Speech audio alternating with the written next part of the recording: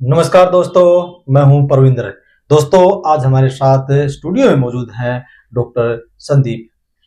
संदीप जी, आपका कार्यक्रम में स्वागत है। नमस्कार प्रविंदर जी।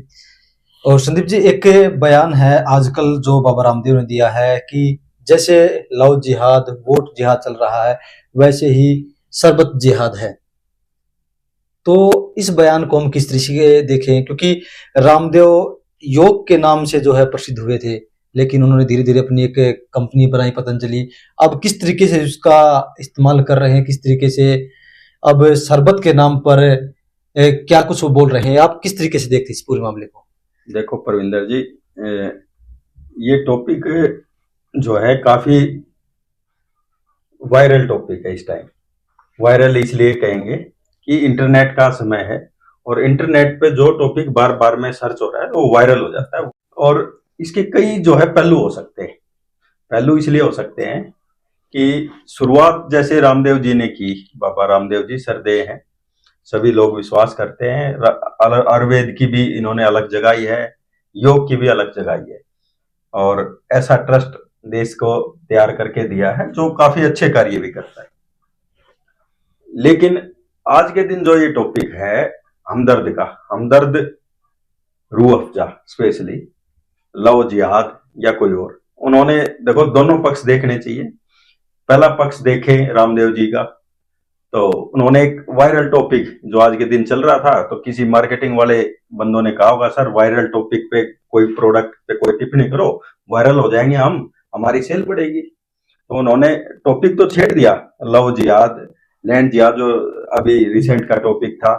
शरबत जिहाद नहीं, उन्होंने क्या किया कि फायदा उठाया है जो अभी जैसे तो हिंदू मुस्लिम जो चल रहा है आजकल वक्फ बोर्ड को लेकर, वक्फ बोर्ड को, हिंदू मुस्लिम से भी उनको इतना जो है परेशानी नहीं है। उन्होंने वायरल टॉपिक उठाया है वक्फ बोर्ड का। वक्फ बोर्ड उसको जोड़ दिया लैंड जिहाद से और उसी टॉपिक को एलोबरेट करते हुए उन्होंने कह दिया कि जो है पहले लव जिहाद था, फिर लैंड जिहाद पे आगे और अब जो है शरबत जिहाद, शरबत के ऊपर उन्होंने जोड़ दिया। उनका मेन मोटिव उस टाइम पे केवल अपने प्रोडक्ट को प्रमोट करना था। उनका मतलब केवल प्रोडक्ट का प्रमोट करना था, लेकिन वो ज्यादा इतना जो है सुर्खियों में आगे बात आगे बढ़ गई, वायरल हो गई, तो आगे ही बढ़ गए। संदीप जी, आपसे जानना चाहूंगा जिस तरीके से जो शरबत है, रूह अफ़ज़ा का जो शरबत है, हमदर्द कंपनी का शरबत है, उसी ट्रस्ट जो है वो चलाता है। तो अब तक एक छतर राह चलता आ रहा है, बचपन से लोग रूह अफ़ज़ा का नाम हर किसी की जुबान पर है, लोग उसको पीते हैं। तो क्या रामदेव को ये लग रहा है कि पतंजलि का जो रूह अफ़ज़ा है वो भी बिके मार्केट में? उन्होंने कहा कि अगर आप रूह अफ़ज़ा पिएंगे हमदर्द का तो उससे मदरसे बनेंगी, मस्जिद बनेगी। अगर आप पतंजलि का पिएंगे तो गुरुकुल बनेंगे, स्कूल खुलेंगे। तो क्या वो लोगों की धार्मिक भावनाओं से खेल रहे हैं? देखो, ये जो है इसके ऊपर संज्ञान तो सरकार को भी लेना चाहिए। क्यों लेना चाहिए कि रामदेव भी जो है, रामदेव बाबा जी जो गुरुकुल चला रहे हैं या स्कूल चला रहे हैं या इंस्टीट्यूट चला रहे हैं, वो फ्री में तो नहीं चला रहे।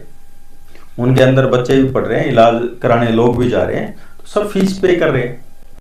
और दूसरी साइड में ट्रस्ट जो है हमदर्द वाले भी चलाते हैं। वो चाहे भाई उनकी कम्युनिटी स्पेशल के लिए लगा लो कि वो गुरुकुल के बजाय मदरसे में सपोर्ट करते हैं या कोई और धर्म के काम में लेते होंगे, या अपने जो उन्होंने पर्सनल ट्रस्ट बना रखा है कुछ और भी काम लेते होंगे। वो तो उनकी ट्रस्ट का जो फाइल है, उनकी सीए की जो रिपोर्ट आती है उसके अंदर फाइनल हो पाएगा, देखा जाएगा कि क्या क्या वो चीजें सपोर्ट करते हैं। या कोई और सोशल, जैसे सीएसआर फंड है हर कंपनी का, तो सीएसआर फंड कहाँ पे यूज कर रहे हैं वो सारी चीजें बाद में देखने के लिए होती है कि कहाँ यूज कर सकते हैं।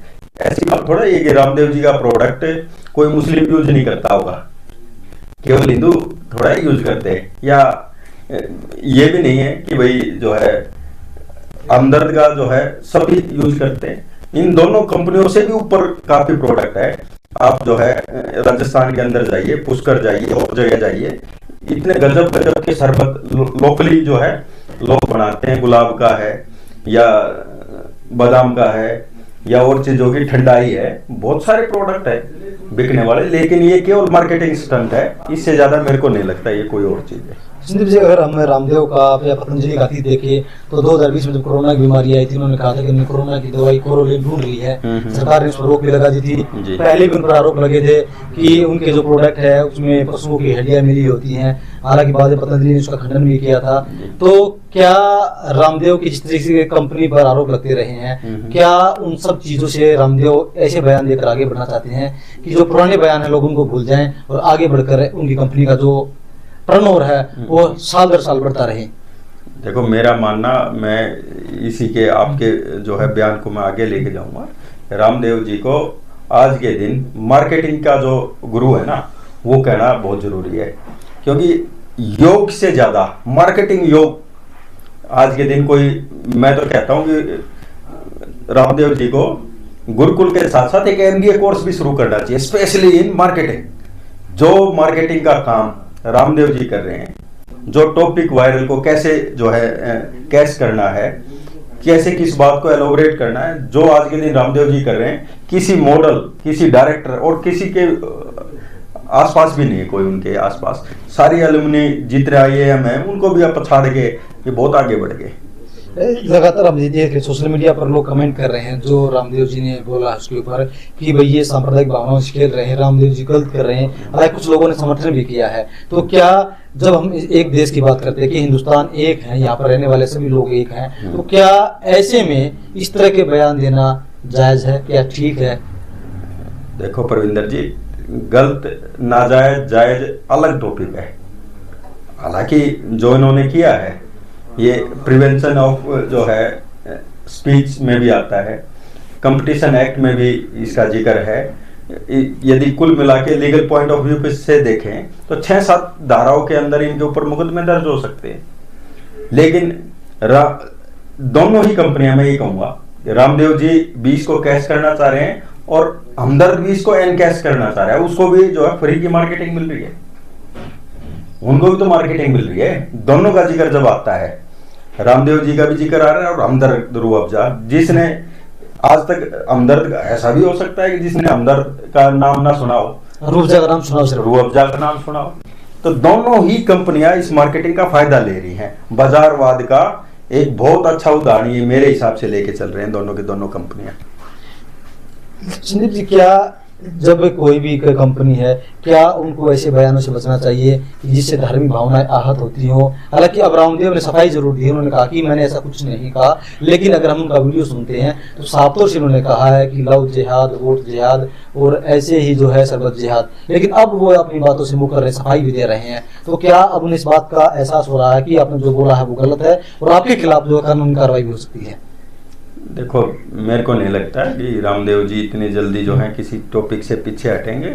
और ये प्रविंदर जी, आप जो है लिखवा के ले लीजिए, ये केवल मार्केटिंग स्टंट है, इससे ज्यादा कुछ नहीं। ज्यादा कुछ दिक्कत आएगी आगे तो लिखित में भी माफी दे देंगे, लिख के हमदर्द से कह देंगे भाई मेरा ये भावना है, आपकी याद करने का कोई ऐसा विचार नहीं था, आखिरी में रिटर्न में जो है माफीनामा दे देंगे। इससे ज्यादा कुछ होने वाला भी नहीं।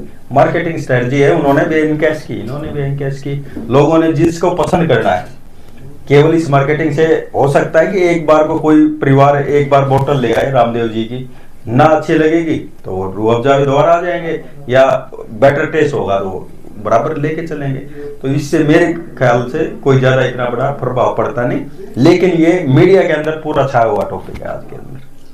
तो चलिए दोस्तों, कहीं ना कहीं रामदेव ने जो बयान दिया है वो कहीं ना कहीं ऐसा लग रहा है कि उन्होंने अपनी कंपनी का नाम फैलाने के लिए इस समय जो मामला चला हुआ है उस मामले को पकड़ने के लिए और किस तरीके से मार्केटिंग अपने प्रोडक्ट की जाए, ये जरूर हो सकता है। लेकिन रामदेव की थ्योरी क्या है उसे कोई नहीं समझ सकता। संदीप जी, हमसे बातचीत करने के लिए आपका बहुत बहुत धन्यवाद। बहुत धन्यवाद परविंदर जी।